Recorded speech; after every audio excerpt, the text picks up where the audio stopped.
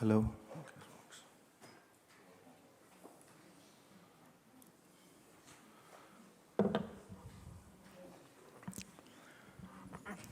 A'udhu billahi min shaitanir rajim. Bismillahir Rahmanir Rahim.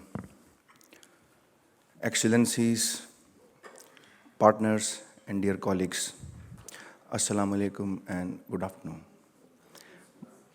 My name is Waqas Afridi, and I'm working as an expert at the ICESCO's education sector at ICESCO headquarters, Morocco. On behalf of ICESCO, Dr. Salim Al-Malik, His Excellency, the Director General, it is our immense pleasure to welcome you all to the second edition of the ICESCO High-Level Ministerial Dialogue in London. Without any further delay, I would like to invite His Excellency Dr. Salim Al-Malik, the Director General of ICESCO, to deliver his opening keynote address.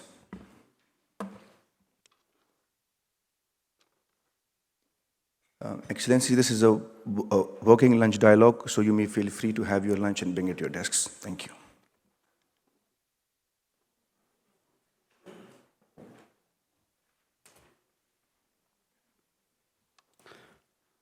Bismillah ar-Rahman ar-Rahim. Assalamu alaikum wa rahmatullahi wa barakatuh.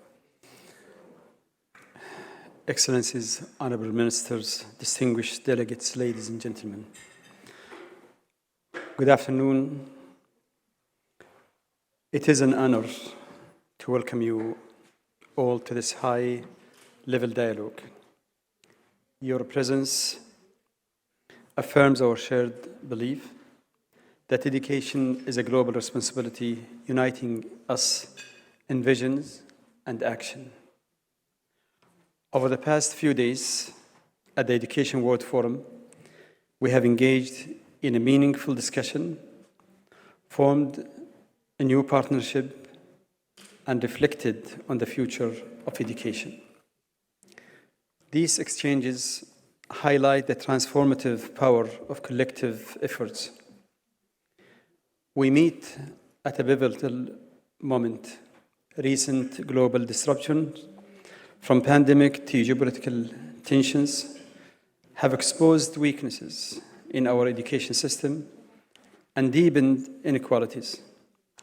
Yet, rapid technological advances, especially in AI and digital learning, offer new pathways to innovate, to connect, and to reach the most vulnerable. Climate change, migration, and conflict are reshaping learning environments and calling us to rethink how we build resilience into our education system. At ICESCO member states, we bring diverse strengths to the global education agenda. By sharing experiences and learning from each other, we can co-create inclusive, context-driven solutions.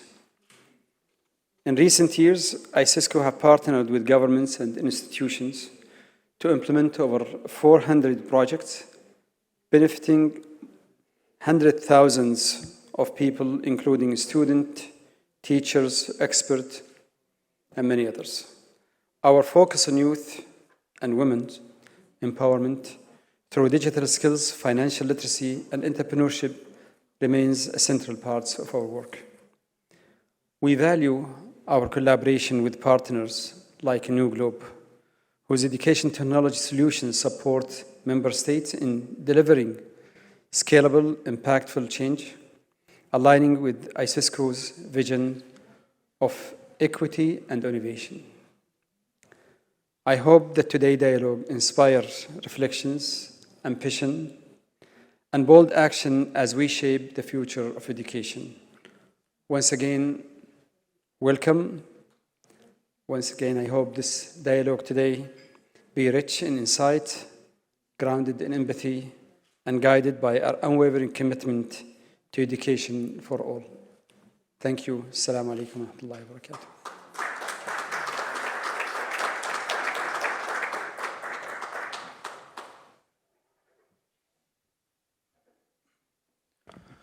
Thank you, Your Excellency. I will now invite Dr. Jatou, the head of ICESCO's education sector and the former Minister of Education, Gambia, to give Your Excellencies the overview of this second high-level ministerial dialogue. Dr. Khadija.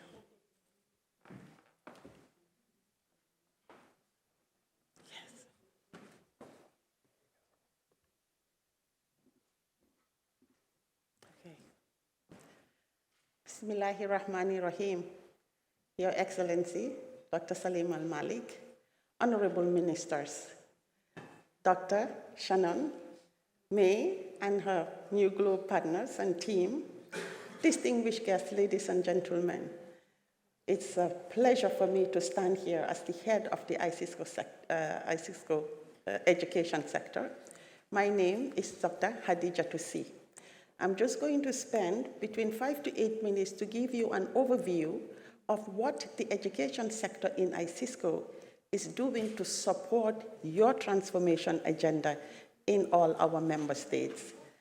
So it's a pleasure to welcome you all. I particularly would love to welcome my dear sister, the current Minister of Basic and Secondary Education in the Gambia, Dr. Habibata Drame, together with the Gambia team that are sitting here.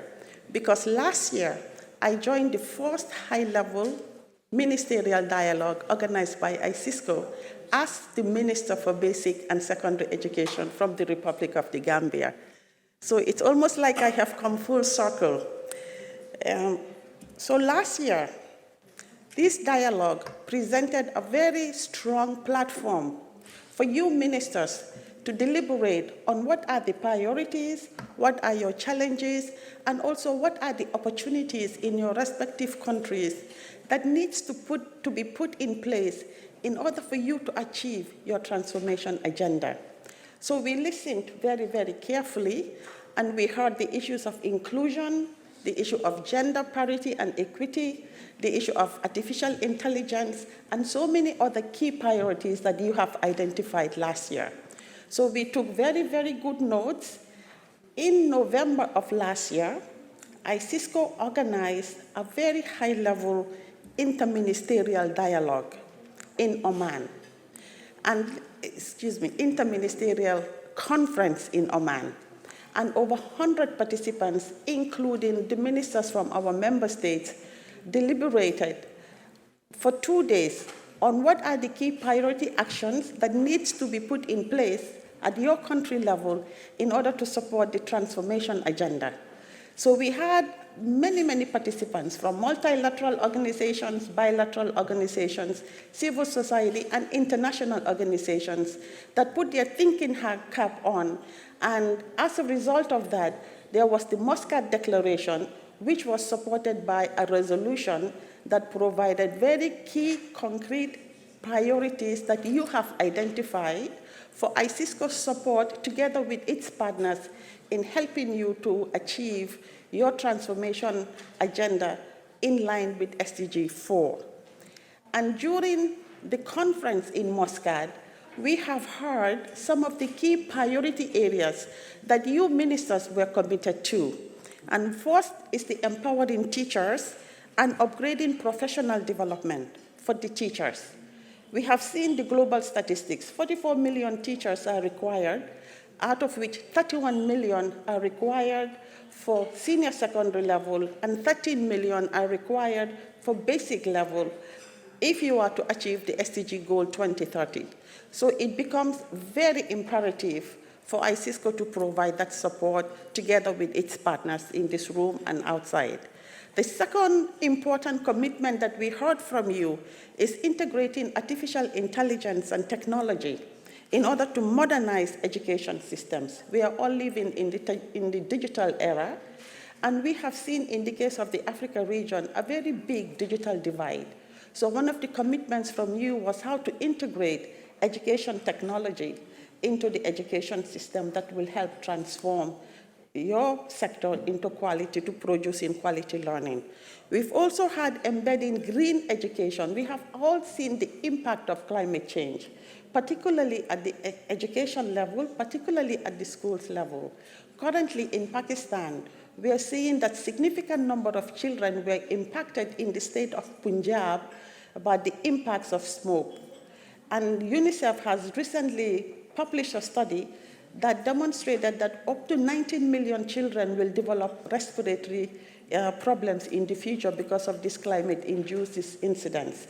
So ICESCO, the education sector, has collaborated with Cambridge University, and we have developed a greening education policy that we will use to support you in your respective member countries on how to green the curriculum, the school, the teachers, and how to effectively engage community participation. We have also heard your commitment to enhance gender equity into the education system. During the keynote speech of Mrs. Bridget Vivison in the Education World Forum, she has quoted that over 300 million children are currently out of school. And I'm adding, according to the recent statistics, that 150 million of those are girls. So it becomes very imperative, as part of your commitment, to enhance gender equity and equality at the classroom level. We have also heard of your commitment to integrate TVET, technical, vocational, and training programs, into your education system. Why? Because in the Africa region, for example, the biggest asset is not gold, it's not oil, it's not diamonds. Right now in this region, the biggest asset are youth, because 60% of the entire regional population are youth, and not every single one of them can transit into higher education.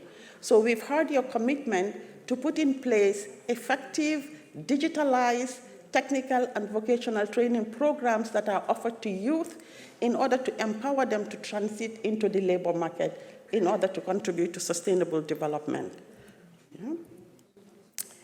So, having heard all these commitments that you have made in Oman, the education sector went back to Rabat, and we regrouped ourselves, and we took your resolution and all the priority activities that you have identified that you believe that will contribute to transformation of your education systems. And these are the concrete activities, and we have bulleted them into inclusion pillar, into innovation, and also into information. So I'm not going to go in details, but some of the inclusion activities include the use of structured pedagogy, which I will give an example. Education in crisis countries. We've seen that 20 million children currently in southern Sudan are out of school. 800,000 students in Palestine are out of school. So it's an imperative to support conflict countries. We also hear from you the strategic priorities of lifelong learning, integrating sociocultural and spiritual identity into our curriculum, because this is what makes ICESCO unique, and this is the value that ICESCO brings to the table. Under the innovation pillar, an example will be the STEM education programs. We have heard from some of the member states about the STEM, especially for girls, that are currently being implemented. We also heard about greening and also civic education. And on the information pillar, we've heard about your priorities to put in place effective information education management data systems that will be used to inform your policy. Of course, the importance of international assessments combined with policy and research and knowledge learning and sharing for cross-regional fertilization. Okay? So I'm just going to give you one example of an enabling environment for the inclusion bit. We have seen that for every additional year that a girl is in school, in its lifetime, it increases earning by 18%. According to World Bank research, investing in girls' education contributes to economic and social development at a faster rate. We have also seen, according to World Bank research, that between 30 to 50 trillion US dollars will be lost in a lifetime if girls are not integrated and included in the education system. So those figures are striking. We have also seen the importance of foundational learning. You have mentioned that one of the key priority areas that you would need support from ICESCO and from our member states in transforming your system is to focus on foundational learning at the basic level. This is a must, and it is not non-negotiable. And foundational learning uses structured pedagogy with very effective interventions at the classroom level can lead to good quality outcomes at the end of the day. Just an example on innovation. The quality of teaching is very, very important. ICESCO has partnered with the International Baccalaureate Organization to develop a policy on professional development of the teachers.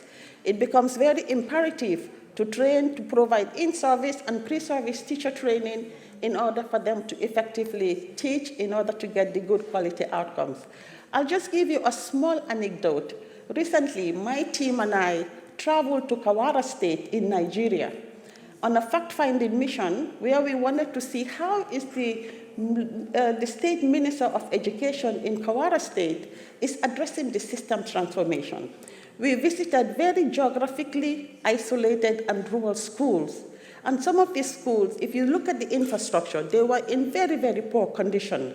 However, the effective teaching method that the teachers are using, digital skills are being provided by Kawara State to the teachers, where all the scripted lessons are downloaded into this tablet, and they're using it as a basis for quality learning, dialogue, and exchange with students at the classroom level. Not only that, but we have seen the state-of-the-art data management system where the minister in his office or anybody can click with a button, and it will provide you real-time data on the attendance of the teachers, the performance, the absenteeism, the retention.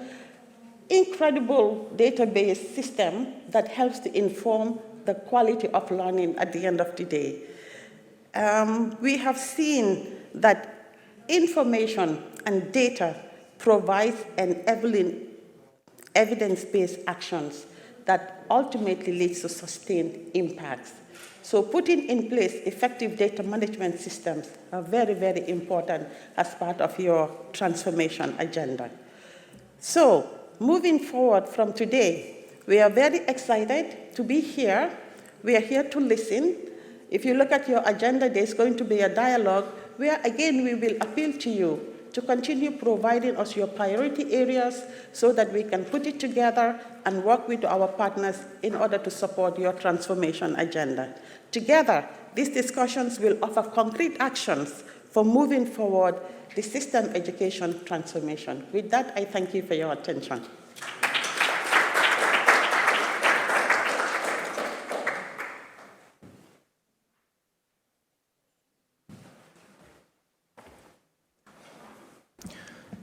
Thank you, Dr. C. We will also share with all the colleagues, the participants, and the member states the presentations that are being given here for your information and future record. This agenda has been prepared given the organization's innovative approach where we feel that it would deliver and benefit all the member states and participants.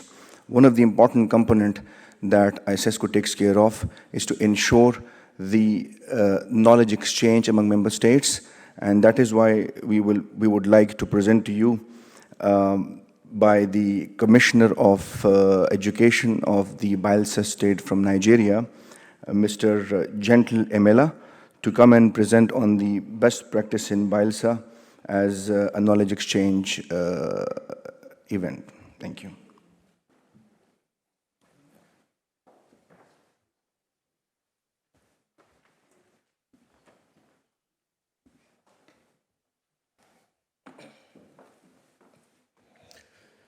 Distinguished ladies and gentlemen, Your Excellencies, with particular reference, Dr. Morufu Olatunji Alausa, the Minister of Education, Nigeria. I bring you words of greeting from His Excellency, Senator Doyedre, the Governor of Bayelsa State. Because of the slight change in time, he is unavoidably present. he is engaged in another meeting. However, I'm not here alone. I'm here with my team, and I want to introduce members of my team. They already seated there. So with me, I have, please come. Please come. I have with me Chief Victor Okobonanabo. He is the Executive Secretary of our state's Basic Education Board. I equally have with me Professor Francis Sekoke. Sekoke is the Chairman of Education Development Trust Fund of Bayelsa State. I equally have with me Dr. Alatmiboyore Ate. Dr. Ate is Director, Science, Technology, and Higher Education.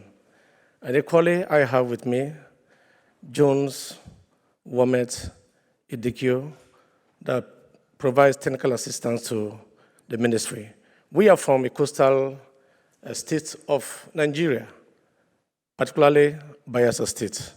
Bayelsa State is an oil-rich state with a very small population of about 3.7 million people. And we've come to recognize the importance of education. And that is why in our delegation, the governor himself has to lead the delegation, but unfortunately, he is not here. At this point in time, I want to introduce Mr. Jones Womet Idikio that will do a presentation to you as regards to what we are doing as a state at the basic education level. We christened it the Bayelsa Prime, promoting reforms to improve and modernize education. Thank you, and listen to him. Thank you.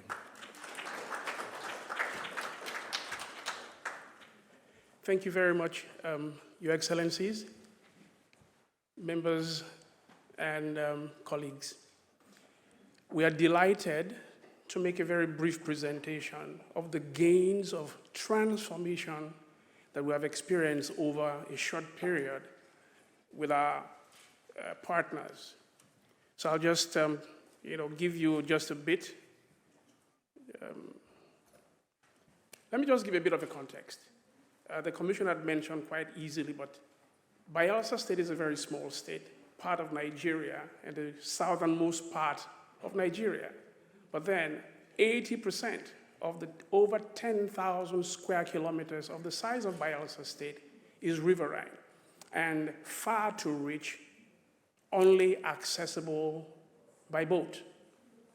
And it's broken into clearly about 4 central regions: the central region, the eastern region, southern, and western region. All of those areas, about 80% of each of that, is accessible only by boat.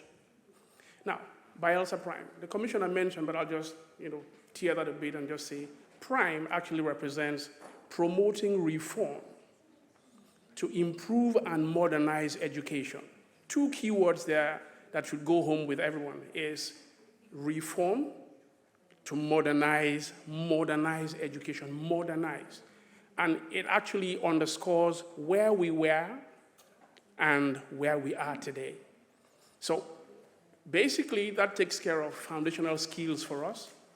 It provides 360-degree support and data-driven instruction, which is very key.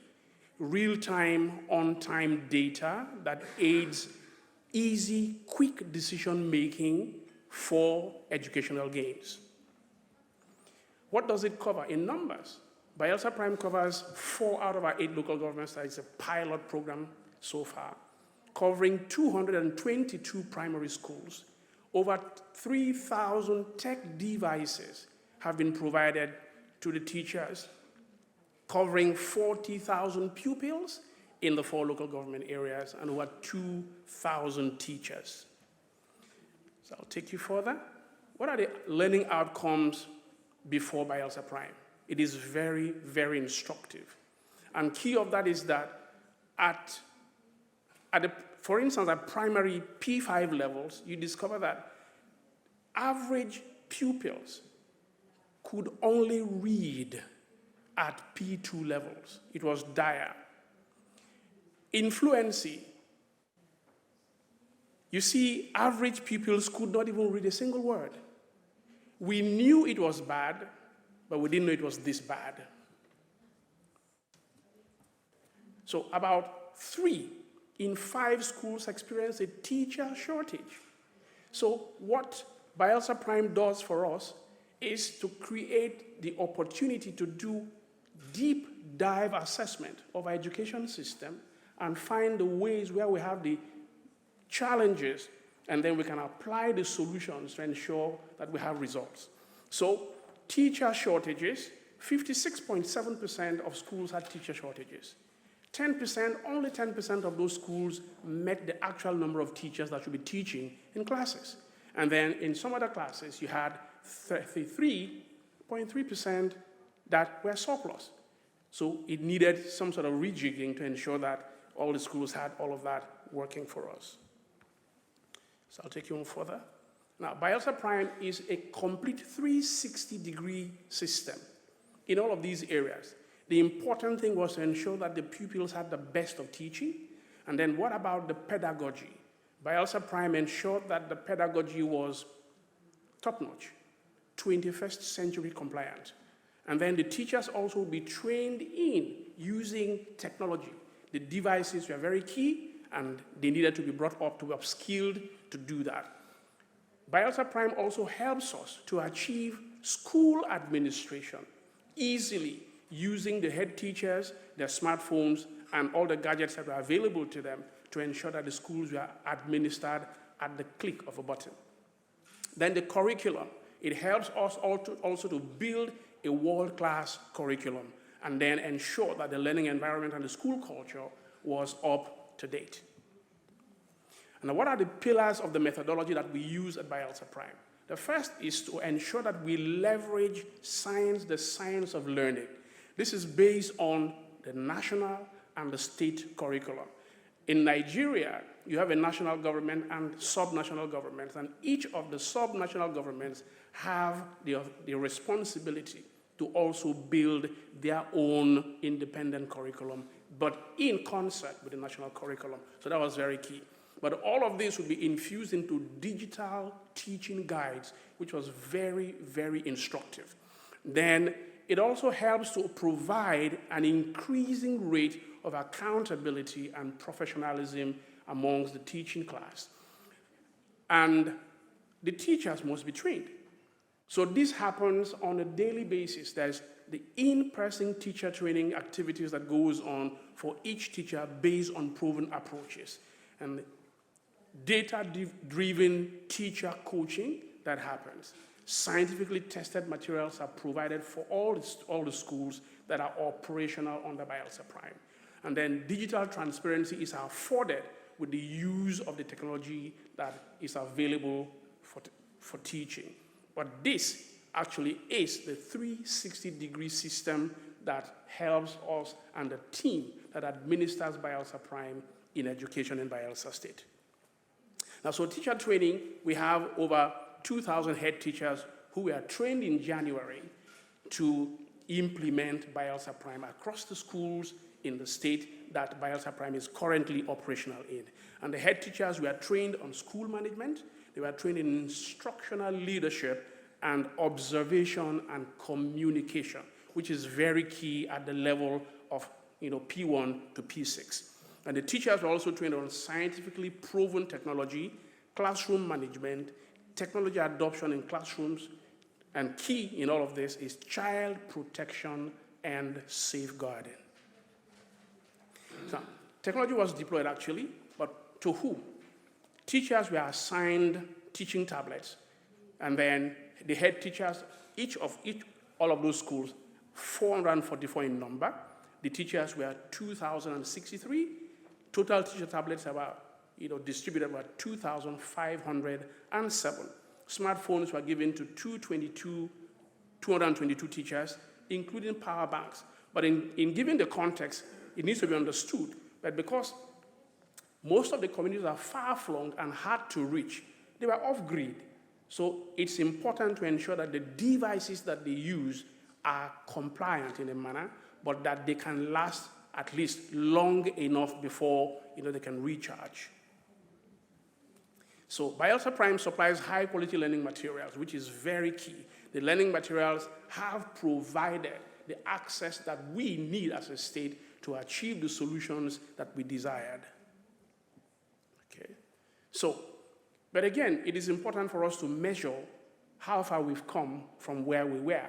What is the methodology that we used? So this is a visual representation of statistical technique used to identify the Bayelsa Prime effect. So if you look at that, you'll see, in the legend, you see the blue and you see the green. And we call them treatment schools and comparison schools. Treatment schools are Bayelsa Prime schools. Comparison schools are schools not implementing Bayelsa Prime. So if you look at, the visualization here, you will see the differentiation, which shows that, we were up there in over just a short period of time. Now, what are the learning gains we've had? We focus essentially on foundational skills, numeracy and literacy. So if you see, you'll know that from P1 all the way to P6, you see from the expected outcome and then the actual performance, you see the differentiation, that's there. Now, the average, how did we do this? To monitor progress in foundational numeracy, we use the ICANN score by grade. So look at the legend again, from expected to actual performance, you see, but this isn't just over 19 weeks of operation. So if you see, the legend actually tells us how far we have come, showing marked difference in our expectations. So why do we think that we have achieved anything? Teachers were not in classes over time. Now we have more teachers delivering lessons in classes, meaning that the children, the pupils, can actually now have learning in classes, which is very key as the gains that we expected in Bayelsa Prime. So these are a bit of the acknowledgements of parents over what they have also experienced with their children. It says, for one of them, it says the teachers have been really trying. They attend classes regularly. They are also employing new teaching methods. That gives the credibility that we require for the program and the success of it, ensuring that the children both get what we as administrators desire for them. And for the parents giving us all of these testimonials, it means that the prime effect has actually kicked in. So looking forward, what do we expect from today going forward? Bayelsa Prime operates in 4 local governments, we said. It means that we are looking forward to ensure that we expand to the next 4 local governments. So there will be uniform outcomes across the state. And then also to expand to the secondary school in August of next year. In Bayelsa State, the basic education is from P1 to P6, but nationally it is from P1 to 12. So we're ensuring that P1 to 9, I'm so sorry. So P1 to 9, so we're ensuring that going forward, the Bayelsa Prime effect can be felt across board in all the local government areas, across primary, and then, to up to 9.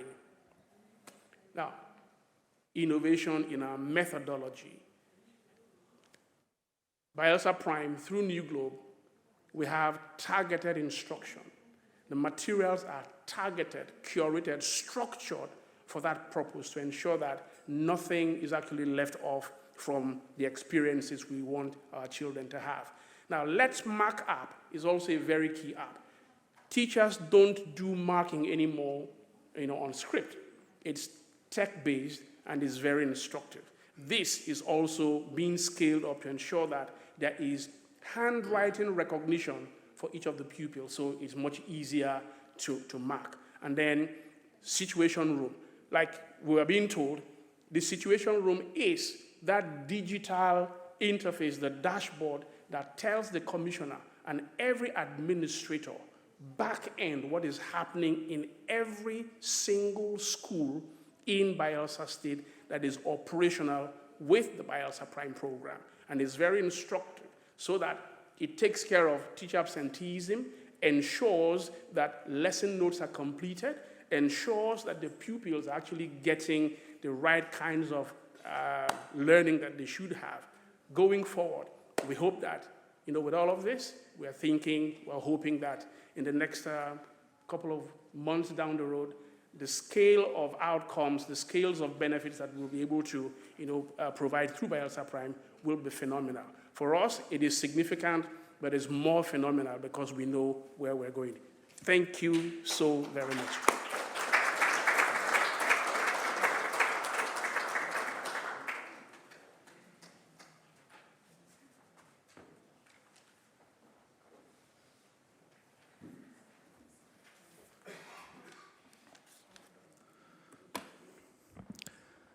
Thank you, Honorable Commissioner. I would now like to announce that ICESCO and NewGlobe will be signing a strategic partnership MOU. And this is based on the understanding and power of public-private partnership. And through this MOU, we are basically empowering our member states. Each and every component, each and every event or activity that is going to be planned under this partnership MOU is aimed at giving our member states an opportunity to transform their education systems at scale. Before I invite Dr. Haddy, Mr. J, Dr. Salim Al-Malik, and Ms. Shannon to come to the stage for this MOU signing, I will go very quickly through a few components that are part of this MOU. With this MOU, NewGlobe will be ICESCO's future platinum partner in the conduct of Education Minister Conference. ICESCO today is announcing the Transformative Education System test prize, which stands announced today, and it will be awarded in the forthcoming ICESCO Education Ministers Conference in October 2026. The initial value of this prize is $40,000, and it will be increasing with the passage of time. This prize will be awarded to our member states through a process that will be shared with all the member states in due course and as soon as possible to see how they have transformed their systems and are being rewarded. ICESCO and NewGlobe will be organizing regularly the annual ICESCO High-Level Ministerial Dialogue in London, where you're all present today. And also, we will be co-drafting the scientific research paper titled as Overcoming the Learning Crisis in ICESCO Member States that will also impact the transformation of education in member states. We will also be conducting many and at scale training, teacher training, and public education system transformation workshops in our member states. We will also be working on the establishment of ICESCO Education Transformation Fund.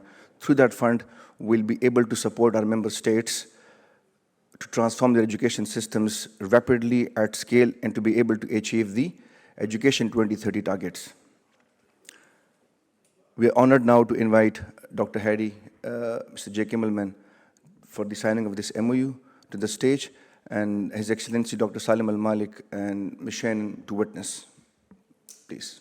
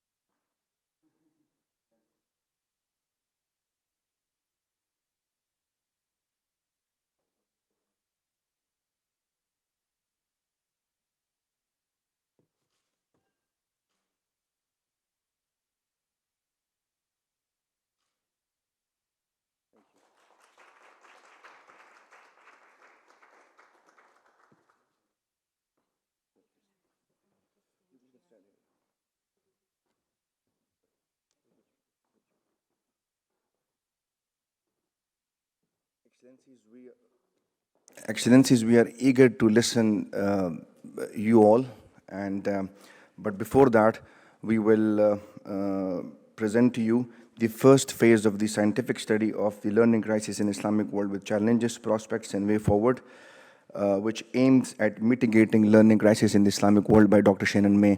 And right after that, we will be coming to you all for your statements and interactive discussion, which will be moderated by Dr. Haddy. Over to Dr. Shannon May, please.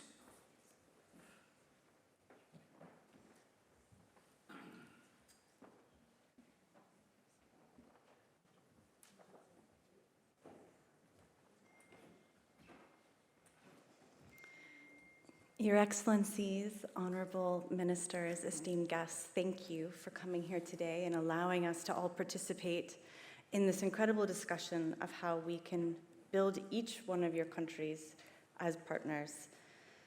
Because education in the end is the foundation for everything that will happen in the future. I'm going to go maybe a little quickly and focus on not necessarily everything that I had prepared, because I would like to spend a lot of time listening to each of you. But I was asked to, and again, please forgive me, but I was asked to highlight some of the research on some of the struggles that some of your countries are facing, but there's actually some very interesting positive news about some of the work that some of your countries have done that will also be visible here. So we have a lot to work on, but I think we have a lot to learn from each other as well. So on the kind of sad side of like we've got some work to do, despite only being a quarter of the global population of ICESCO member states, of what that is of the overall global population, ICESCO member states account for half of the children who are in learning poverty. Now, if we remember, learning poverty is the term the World Bank has given us to try to help us understand what it means for a child not to be able to read in their national language, in their home language, a pretty simple sentence when they're 10 years old. And so just, like I know many of you probably spend many days in the schools that you work with, but I think sometimes when we talk about these statistics, they can just go over our heads.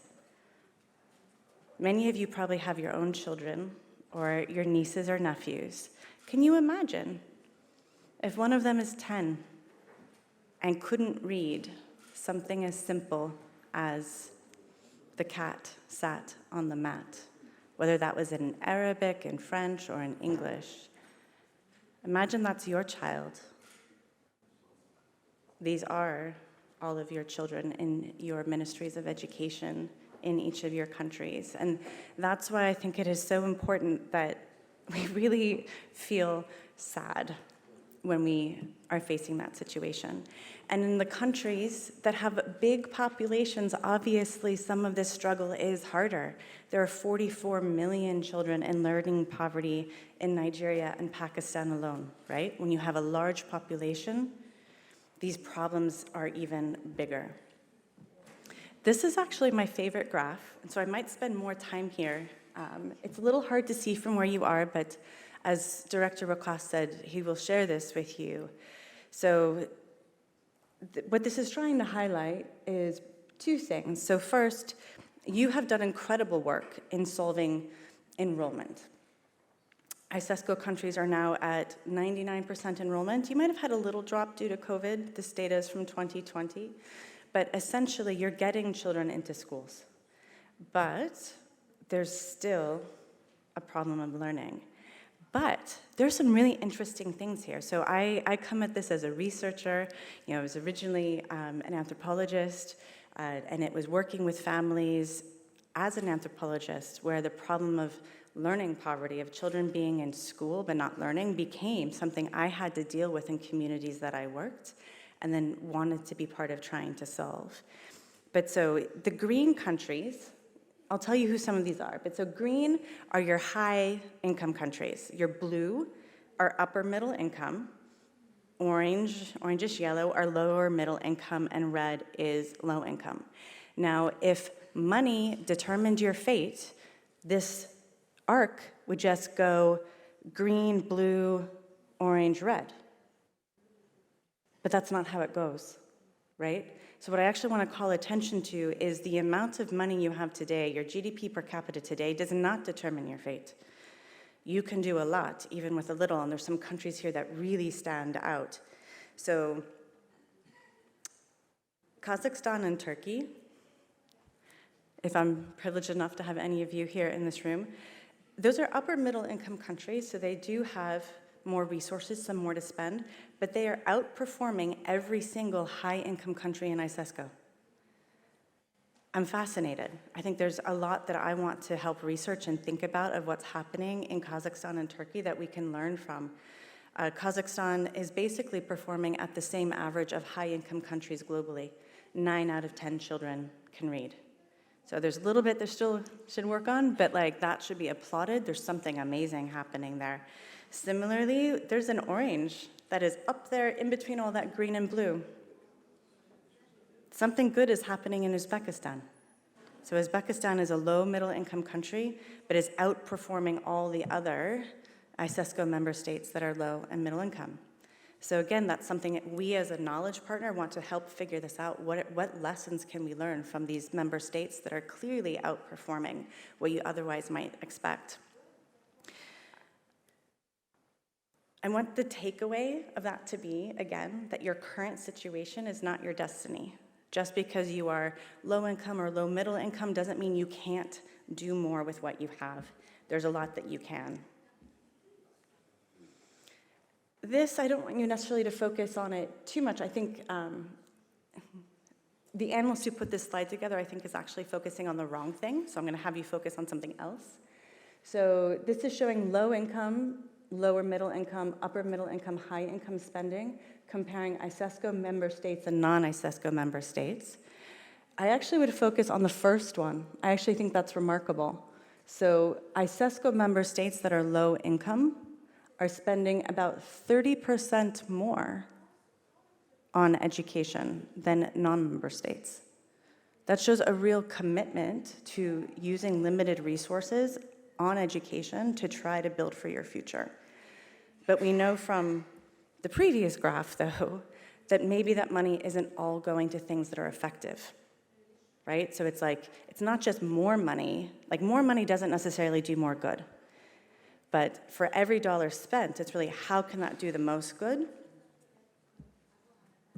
And ICESCO member states are really showing an example to the rest of the world of, even with limited resources, trying to put what you can towards learning.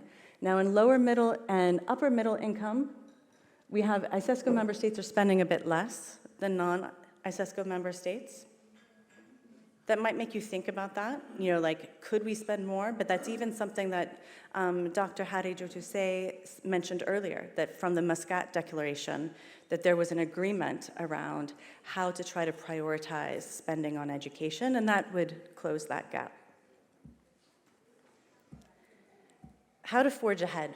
So I'm going to go through this pretty quickly because this is what Dr. Haddy has already shared with you. These were agreements mostly through the Muscat Declaration research that we've been part of, along with other organizations, is that in places where it has been studied, providing your teachers with structured pedagogy, with support, with providing them with lesson plans to ensure every teacher has a base consistent coursework with lesson plans that help them make sure they cover everything the way you want them to, really does support learning gains significantly.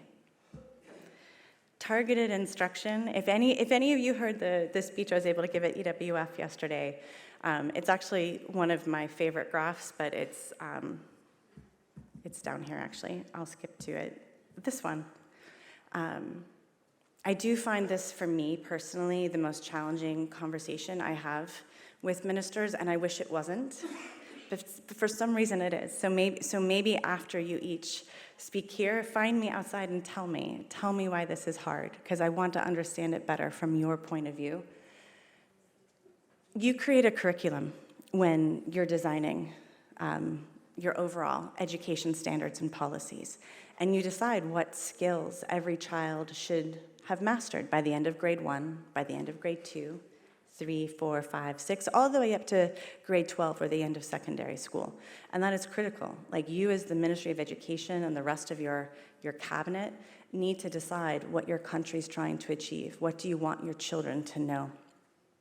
Then the role of your teachers and any organizations working with you, supporting your teachers, is to get the children to know that. But if that hasn't been happening, if that's not been working, if you're suffering from learning poverty, then you see something like this, where the red lines are where your curriculum standards are. Like, that's the level of difficulty for the concepts in, like, this is numeracy. Both of these are actually mathematics standards. One is from a state in Nigeria, one happens to be a state in India. Red would be if we use the materials that were approved by the ministry. That's how hard they would be. But the blue dots is where the kids' current learning levels are. So what happens when you ask your teachers to just use the materials that are slated for grade 3, grade 5, grade 6? No one's going to learn anything. And that's really why those blue dots are all sitting at the bottom, because you actually need to assess what's happening in your schools, assess the learning levels of the children, and then have the courage to admit that maybe we need to take a few steps back so that we can actually run ahead. Because if we give those children in grade 3 and grade 4 early reading content, the reading content that you probably have scheduled to teach in grade 1, but give it to them in grade 3 and 4, they're actually going to learn how to read.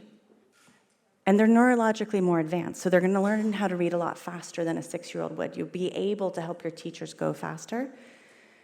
And then you're going to start being able to catch up to your grade level standards.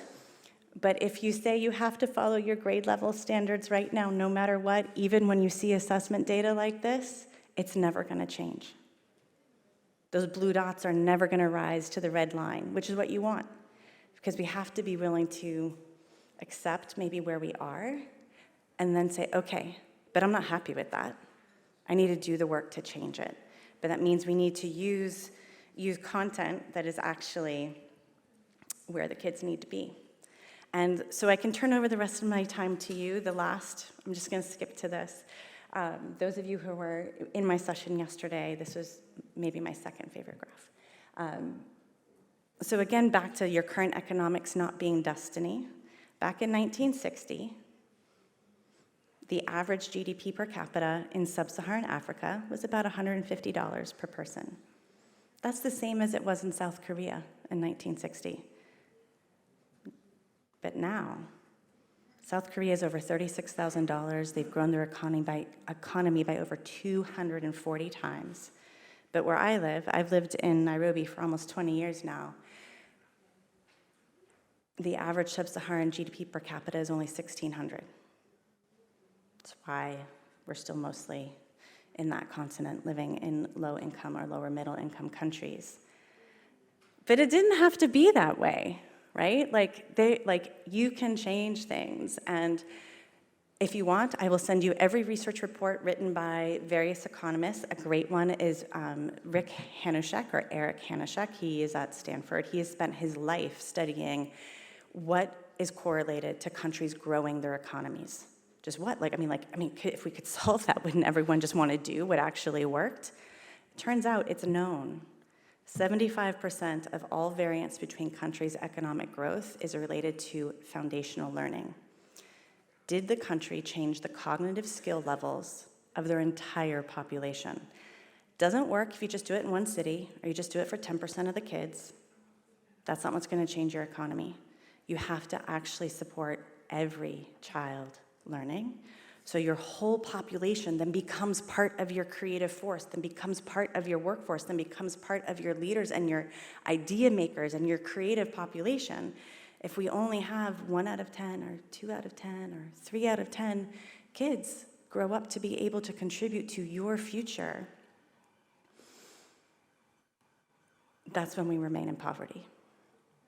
So I actually think each one of you has the most amazing job on earth. Getting to be a minister of education means you hold the future of your country in your hands with your decisions. And so I just hope at the end of this great week, where I hope each of you feels maybe both the weight of your work. I want you to feel the hope of your work and how much you can do and the future that you are going to build. So thank you.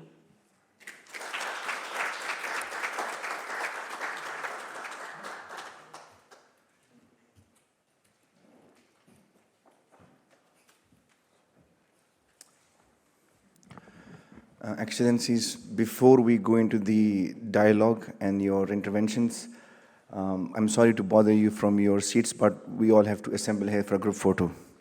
So if you may all come here, we'll have a group photo, and then we can have the dialogue started.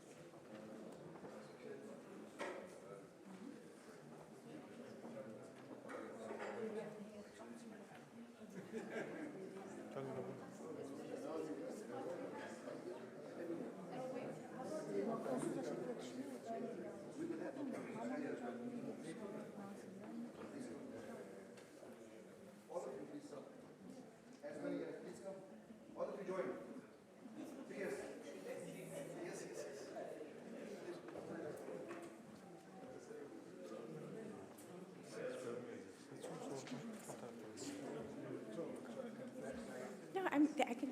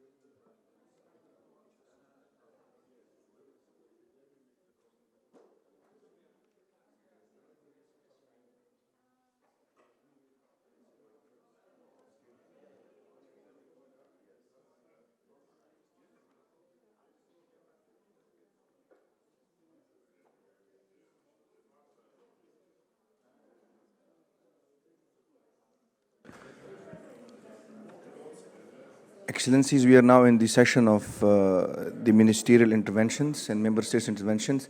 This is chaired by Dr. Salim Al-Malik, His Excellency Director General of ICESCO, and moderated by Dr. Jatou. Thank you. Thank you very much once once again. It is my pleasure to open this next session, which I have the honor of sharing. The session will be moderated by our esteemed Head of Education Sector, Ms. Haddy, Jatou, who will guide us through a rich and timely discussion on the key priorities shaping the future of our education in our member state. I encourage all of you to be engaged actively and brainstorm with us on opportunities and challenges required for education transformation. So this is a unique opportunity that we are gathering, discussing our challenges and our opportunity. So the floor is yours. Thank you, Your Excellency. Honorable Minister from Nigeria, I think we will be sharing this if you don't mind.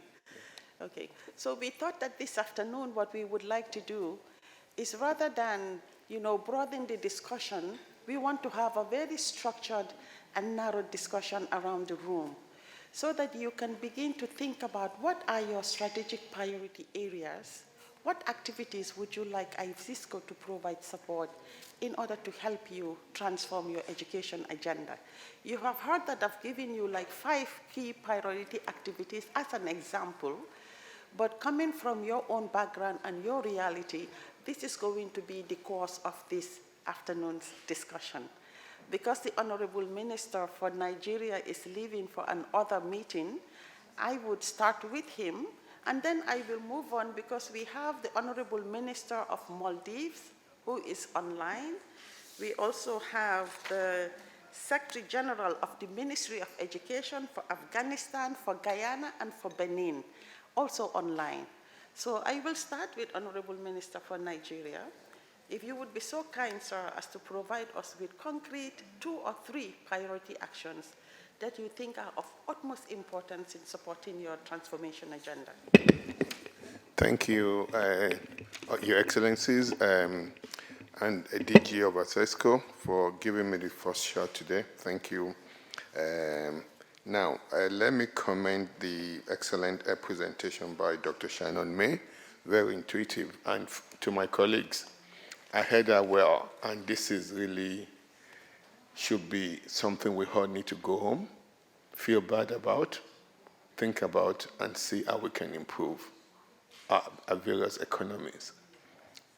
1960, the GDP of South Korea and several of our countries, all our countries, $150 per capita. Fast forward, 2026, South Korea GDP is $36,000 per capita, and we are still at $1,600 per capita. We can't, if we continue at this pace, we'll be dwarfed, we'll be drowned forever till eternity. And she also went ahead and said, 75% of how we can do this is by improving foundational education, not for 10% of our citizens, not for 50%, but for everybody. And that's what we need to do. The direction of the solution has been clearly stated for us. Now, you've asked me to talk about 3 priorities, but before we talk about 3 priorities, ICESCO is uniquely different from UNESCO. ICESCO puts together people that have unique problems. If we have unique problems, then we should look at common unique solutions. So it's going to be easier for us to move together. What are unique problems? Today, we still have a huge percentage of our population learning poor. 250 million people out of school, 250 million children are out of school. In my own country, we have a unique, very unenviable position of being the number 2 in the world, with the highest number of, second highest of out-of-school children.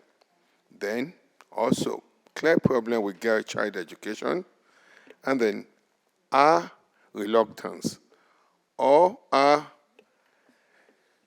inability to use data to drive our education system. And then the 5th thing, problem with skills, technical and vocational skills. Now, what have we done in Nigeria? We've come up with under our Nigerian Education Sector Renewal Initiative that we acronym NEXTRI. we've come up with clear 6 priority areas to tackle each of these problems that are problems that are peculiar to us and peculiar to our member nation. Number 1, we now have an expansive TVET agenda, technical, vocational education and training. We're focusing heavily more on STEM. Our own STEM is with 2 M's: science, technology, engineering, math, and medical sciences. A third priority is a coordinated, multifaceted approach now to start reducing the number of emergency and out-of-school children. And we're seeing early results in the last 12 months that we've been quite aggressive with this. And of course, our fifth priority is our agenda to advance our girl child education. We've launched several programs to tackle this. And then the number 5 is our data and digitalization agenda.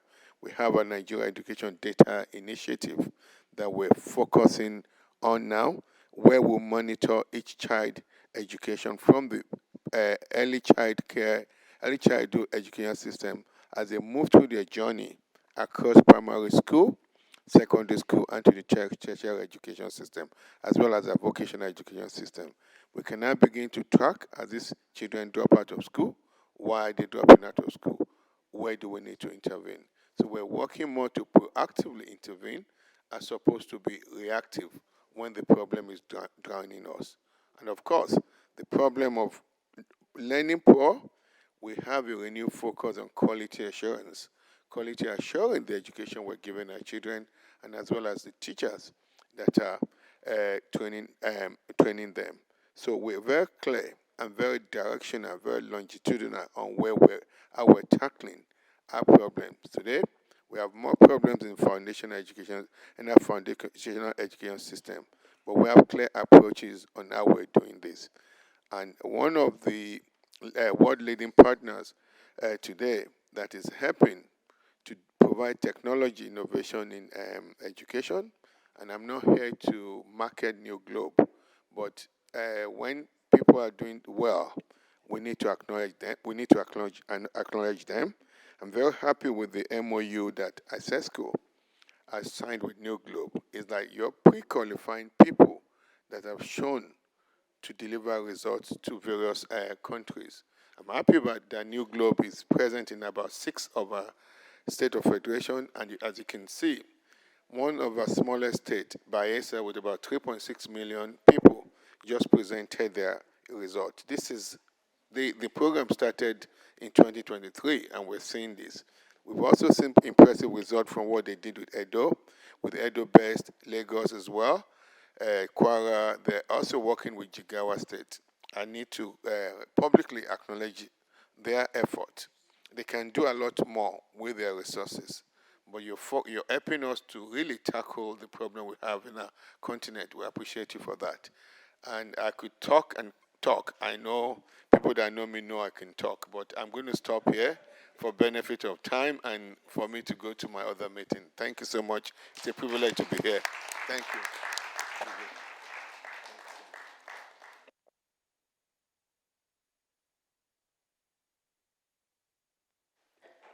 We thank you, Honorable Minister.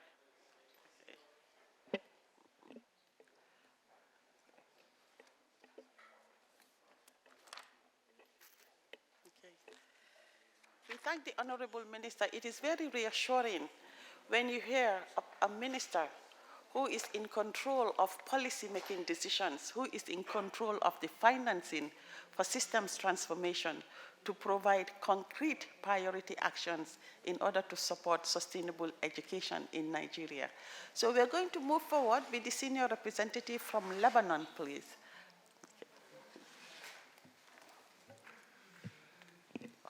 Excellencies, honorable ministers, esteemed colleagues.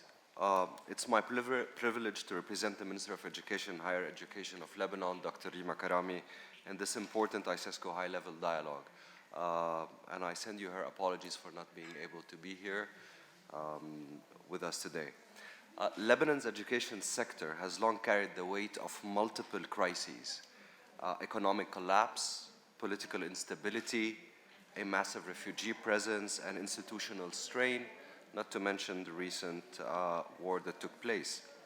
And yet, our educators, students, and communities continue to persevere with resilience and resolve. But today, I want to emphasize one core message. We cannot remain in permanent crisis response. Lebanon is actively shifting its educational approach from emergency reaction to long-term stability, recovery, and development. This transition is not only necessary, it's urgent. To guide this shift, the Ministry has adopted a bold framework grounded in 7 core pillars, each designed to align the entire system around the learner. The first is excellence in teaching and learning. This is where we also do our work on curriculum development and upgrading our curriculum, equitable infrastructure, resources, and digital access, participatory leadership for learning and development, educational and professional partnerships, community engagement and social participation, partnerships and responsive support, and the learner well-being protection and psychosocial support. I understand that these pillars seem a bit too much for us to do, but we prefer to have a vision to say that this is what we are intending to do and to work on.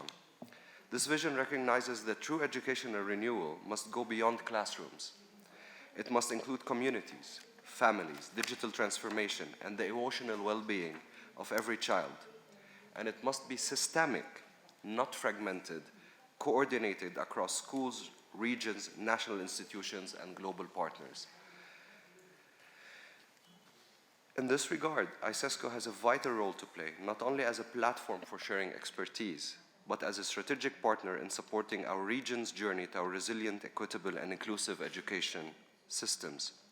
Lebanon is committed to this journey, and we look forward to working with each of you to make it a shared success. Thank you so much.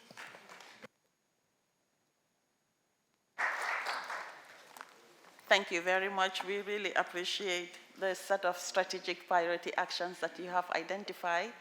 And as early as now, I'm beginning to see the commonalities that the minister from Nigeria was emphasizing. I would like now to give the floor to the Honorable Minister of Education for Maldives, and he's connected. Okay.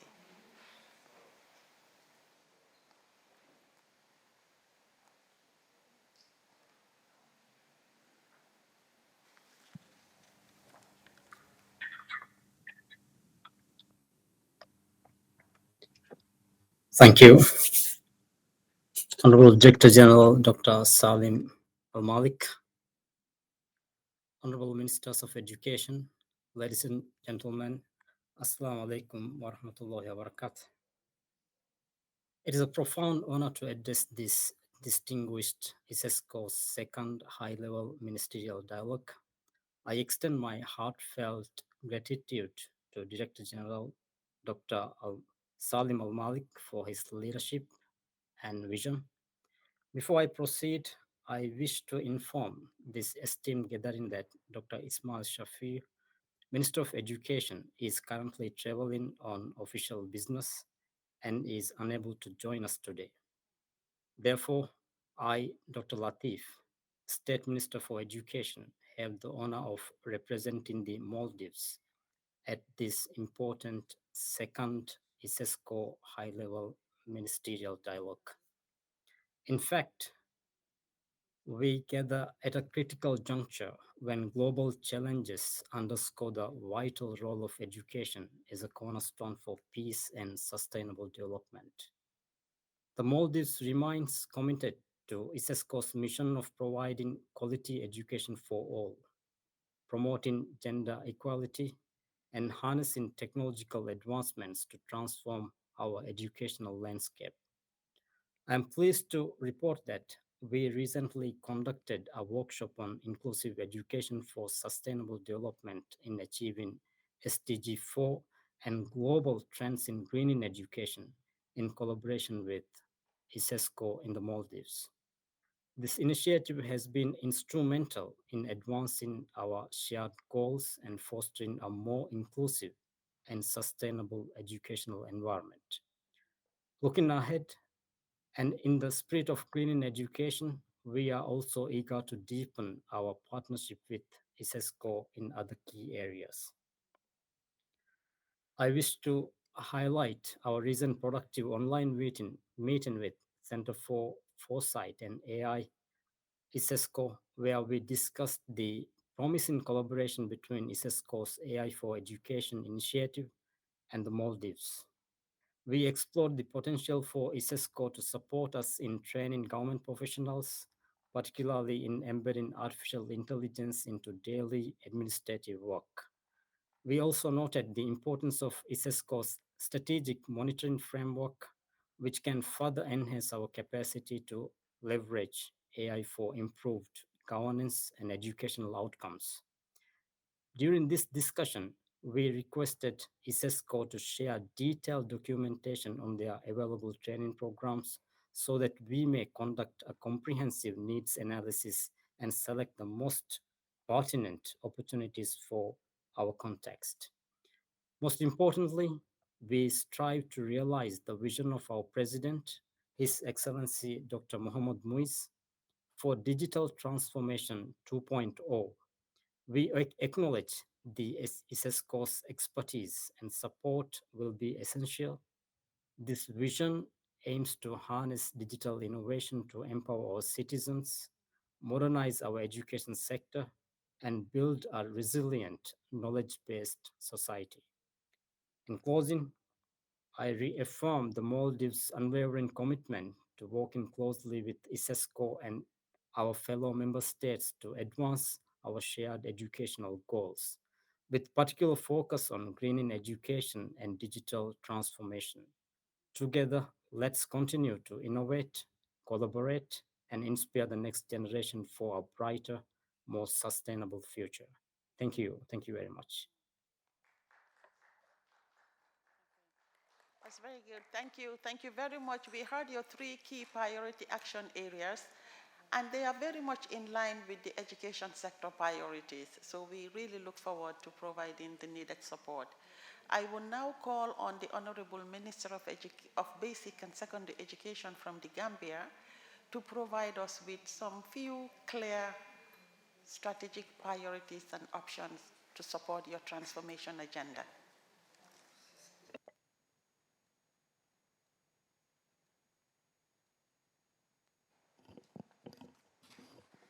Thank you very much, Your Excellency, Dr. Salim Al-Malik, my sister and colleague, Dr. Haddy Jatou, who is the head of education sector at ICESCO, honorable ministers of education, distinguished guests. It's an important moment for all of us today as we gather at this very important, pivotal ICESCO Ministerial Conference. It is a moment for us to talk about initiatives and the programs that have potential to grant our different countries the opportunities to transform our K-12 education. The discussions over the past few days have illuminated the urgent need for educational systems that not only address the challenges we face, but also empower our children to thrive in sustainable development and knowledge-driven economies.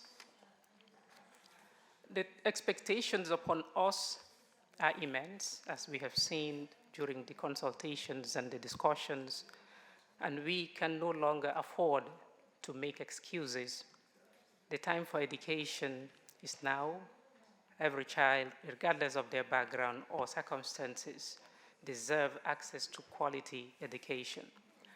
Now, as a country, and coming from the Ministry of Basic and Secondary Education, we have made strides in enhancing the educational system of our country for the past 10 years. During this period, we witnessed significant improvements in access to education, with gross enrollment exceeding 100%. The challenge within the basic and secondary education of the Gambia has to do with quality education, especially at the foundational level. The country is committed to education, as this is reflected in a remarkable 82% increase in government funding over the past 9 years. We are actively investing and improving our educational facilities, especially our classrooms, our laboratories, and digital possibilities of enhancing our laboratories to be those that are digital, that can support the learning of our children. But a lot is still required in these areas. We continue to forge partnerships, and of course, one that we just consummated was with ICESCO and Advantage that saw the delivery of virtual reality in schools within the Gambia. When it comes to early childhood education as a country, just like other ICESCO countries, we face similar challenges, and it is a priority area of our country to enhance the foundational education of the sector. Recognizing this and the challenges that we are confronted with as a country, we have invested and continue to engage partners to support our efforts in building the foundational literacy skills of our children. A report from the Global Education Monitoring saw that in the Gambia, approximately 10% of our children between the ages of 7 to 10 have foundational reading, only have foundational reading skills. So this is a challenge that the country is confronted with, and we indulge ICESCO and other member countries through partnership to enhance or improve our conditions in this area. We, as a country, are also working to harness the potentials of the EMIS, we call it the Education Management Information System, to allow this sector to have access to real-time data within the sector. Although this is a system that we continually try to harness to extend to the schools at the grassroots to allow data to be collected so that as a sector we can quickly have access to information and make very informed decisions at times that are appropriate.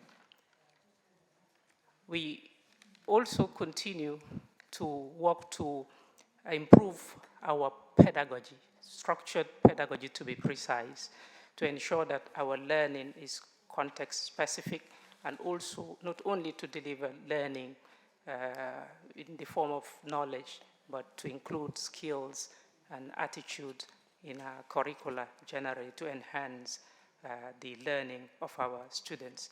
So basically, these are the things at the level of the Ministry of Basic and Secondary Education that we're doing, and we continue to indulge partners, of course, ICESCO, to see how our efforts could be complemented to ensure that we deliver quality educational services to children of the Gambia, because they are children of the world and they deserve the educational facilities and services, including technological devices and instruments that are used in other parts of the world to enhance the learning of our children generally. Thank you.